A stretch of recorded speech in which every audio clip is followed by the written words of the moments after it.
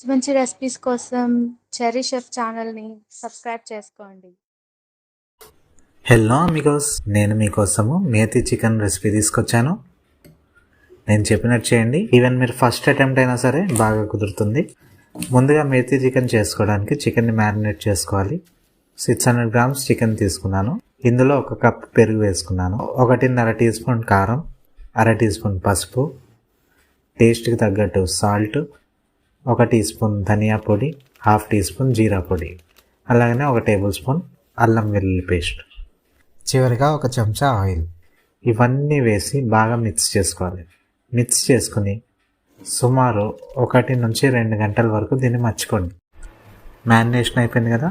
ఇప్పుడు మేతి చికెన్ చేసుకోవడానికి ముందుగా మెంతులు తీసుకోండి. బాగా వాష్ చేసుకున్న తర్వాత ఈ మేతిని ఫ్రై చేసుకోవాలి. 2 టేబుల్ స్పూన్ ఆయిల్ తీసుకొని ఫ్రై చేసుకున్నాను.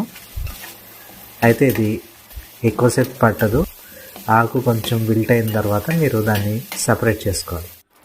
ఇదే బౌల్లో మీకు ఆయిల్ పడుతుందంటే ఇంకొక టేబుల్ స్పూన్ ఆయిల్ వేసుకోండి. ఆవాలు జీలకర్రతో పాటు మసాలా సామాన్లు కూడా పడతాయి. మసాలా సామాన్లు లిస్ట్ ఇచ్చేసాను. ఆ లిస్ట్ని బట్టి వేసి ఒకసారి కలపండి. కలిపిన తర్వాత ఇప్పుడు ఆనియన్ వేసుకోవాలి. 2 ఆనియన్ నేను చాప్ చేసుకుని వేసుకున్నాను. 2 నుంచి 3 మిరపకాయలు చాప్ చేసుకుని వేసుకోండి. 1 teaspoon ginger garlic paste వేసుకోండి. పచ్చి వాసన పోయేంత వరకు కూడా కలుపుకోవాలి. ఆనియన్ కొద్దిగా ట్రాన్స్లూసెంట్ కలర్గా వచ్చినప్పుడు ఇప్పుడు టమాటాలు వేసుకోవాలి. 2 టమాటాలు నేను చిన్నగా చాప్ చేసుకుని వేసుకున్నాను. టమాటాలు బాగా మెత్తబడేంత వరకు కూడా మనం మిక్స్ చేసుకోవాలి.